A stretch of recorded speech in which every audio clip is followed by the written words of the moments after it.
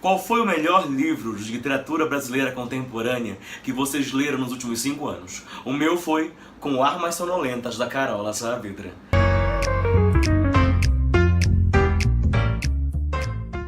Meus amores, nesse livro, Carola Saavedra, uma chilena erradicada no Brasil desde os 3 anos de idade, conta a história de 3 mulheres. 3 mulheres que estão de alguma maneira lidando com um exílio, seja um exílio de língua, seja um exílio geográfico.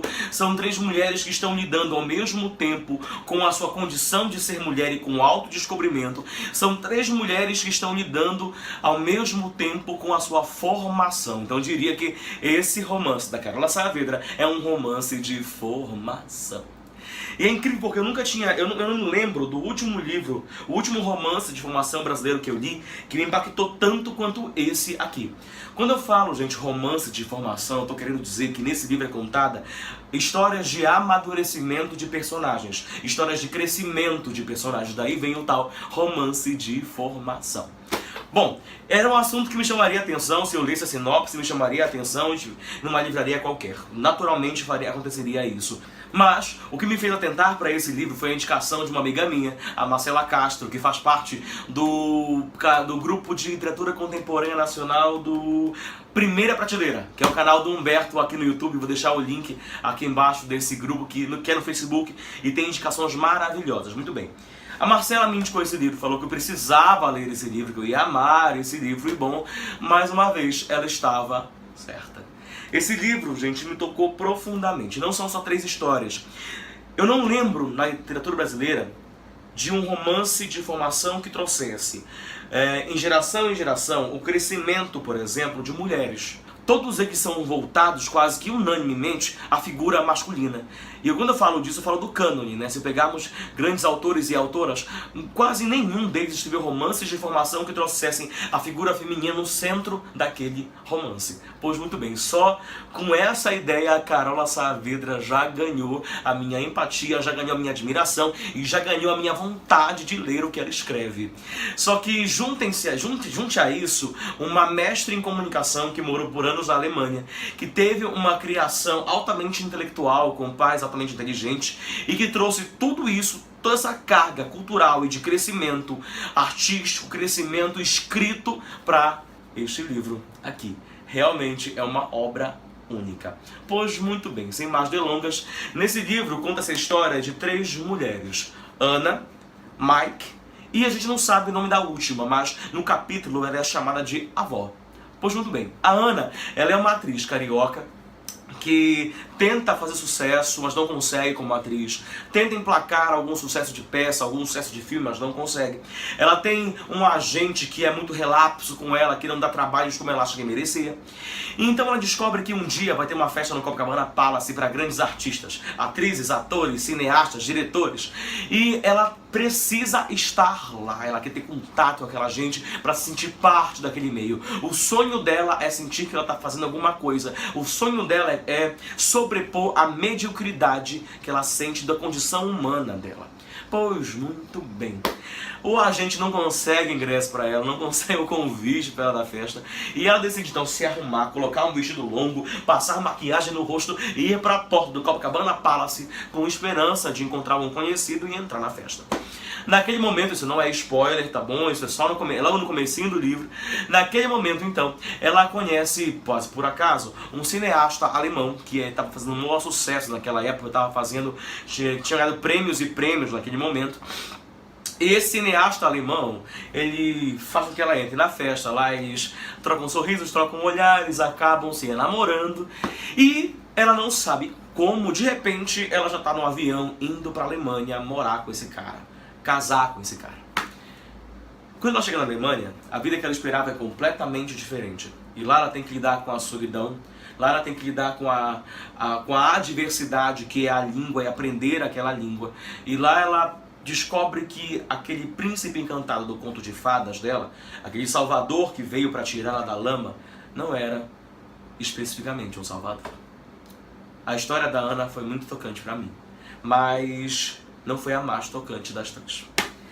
Não são 3 histórias independentes, elas estão de alguma maneira relacionadas. Eu diria que elas poderiam ser lidas de maneira independente, caso você queira, mas a própria autora ela fala que é preciso fazer essa relação, e essa relação é muito bem construída. Apesar de não haver nomes citados aqui dentro, ela é muito bem construída ao redor, ao decorrer, da leitura.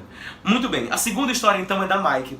A Maike é uma jovem alemã que se sente deslocada, que sente que não está no mundo ao qual ela pertence, ela se sente confusa e de repente, ela estava com tudo já organizado, ela iria estudar direito, como os pais dela, advogados, tinham sonhado para ela. Mas aí, no dia da matrícula na faculdade, ela acaba descobrindo que é um curso de línguas estrangeiras. E a língua que ela escolhe é a língua portuguesa. Ela vai estudar letras de língua portuguesa lá na Alemanha, em Berlim, sem saber por que especificamente, mas algo diz para ela que ela tem que estudar aquela língua. E lá naquele curso de línguas ela conhece uma mexicana chamada Lupe. E essa mexicana faz com que ela descubra um lado dela que até aquele momento era desconhecido. Como se ela estivesse o tempo inteiro mergulhada, se afogando no mar, e um salva-vidas a puxasse. Essa história também é super tocante. Esse momento do livro é super tocante. E pra mim foi o momento em que as histórias começaram a fazer sentido juntas, foi a partir da história da Maike. E a terceira personagem da história não tem o nome dela, não se fala o nome dela, mas o nome do capítulo em que ela fala, em que é contada a história dela, se chama Avó.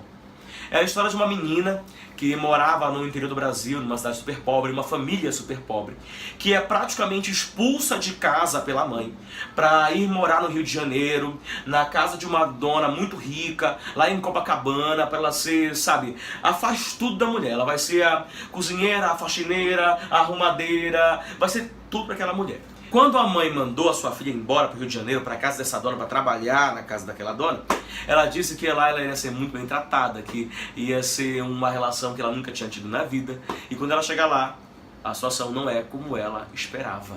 E é essa terceira história, terceira personagem, que faz com que todas as outras façam sentido e se entrelacem. Eu diria a vocês que esse romance da Carola Saavedra, eu quero que vocês prestem bem atenção nele, porque ele pode não estar agora na lista de prêmios desse ano 2018, mas 2019 ou 2020, ele com certeza vai encabeçar essa lista. Esse livro é maravilhoso. Não só pela história, não só por ser um romance de formação que trata da figura feminina como nenhum outro tinha feito, mas porque também tem uma escrita única. Inclusive, a Carola Saavedra, ela traz um senso de realidade muito grande no começo do livro, até a metade. Mas há uma parte em que o onírico, em que o lírico dela, em que o fantasioso, em que até eu diria o romance fantástico começa a aparecer. É o momento em que ela começa a falar da figura do diabo. E no momento em que ela fala da figura do diabo, ela faz uma citação do Goethe. Inclusive, ela faz várias citações aqui no livro, durante o decorrer dele, que em Nhangatu, para quem não se lembra, Nhangatu foi a língua geral no Brasil. Nhangatu era uma língua que foi, teoricamente, uma mistura aí do português com as línguas indígenas. Foi a língua geral durante a colonização do Brasil.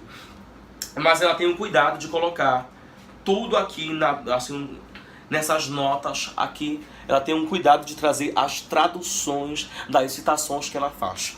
Do Nhangatu ou do Fausto do Goethe, que tem uma importância muito grande aqui dentro. Se você nunca leu Fausto do Goethe, talvez não consiga fazer esse link, mas se já leu Fausto, tu com certeza vai entender qual é essa sacada que ela teve. E foi genial pra mim, que já li o Fausto. Foi uma leitura difícil, inclusive, mas eu consegui fazer. Pois muito bem, fica aí a minha dica de hoje então. A minha dica então seria Com as Armas Sonolentas, da Carola Saavedra. Pra mim, o melhor romance contemporâneo dos últimos 5 anos do Brasil. E eu descobri também que ela tem, aliás, eu vou deixar aqui embaixo um link com uma entrevista que ela deu pro canal Bom de Ler. Há duas, aliás. Ela deu uma entrevista que tem uma resenha e a outra foi um bate-papo. E ela falando, cara, que mulher sensacional. Parece que ela dá um curso lá em São Paulo, no Rio, de escrita criativa. Não sei, mas eu queria muito fazer esse curso dela. Não porque eu queria ser escritor, não. Mas quem sabe um dia, talvez. Não porque eu queria ser escritor. Só porque ela parece ser sensacional e ter uma sacada incrível. Porque esse livro, a ideia para esse livro, segundo ela fala na entrevista, veio da tese de doutorado dela. em que ela queria falar de obras da literatura que falassem sobre o crescimento e o amadurecimento de gerações de mulheres. Muito bacana, eu achei. Bom, gente, esse é o nosso último vídeo desses 2 meses que vão seguir com este nosso cenário aqui. Hoje, não sei se vocês perceberam aqui atrás, mas tem a minha mochilona aqui, eu estou me preparando para viajar. Acho que quando esse vídeo for ao ar, eu já vou ter viajado. E no próximo vídeo do canal, nós estaremos em um outro lugar, em um outro cenário. Vou passar um tempo fazendo um curso. E como eu vou viajar depois, eu tive um cuidado de separar um livro para cada lugar que eu vou. Não se esqueçam de se inscrever aqui no canal, deixar sua curtida e até a próxima.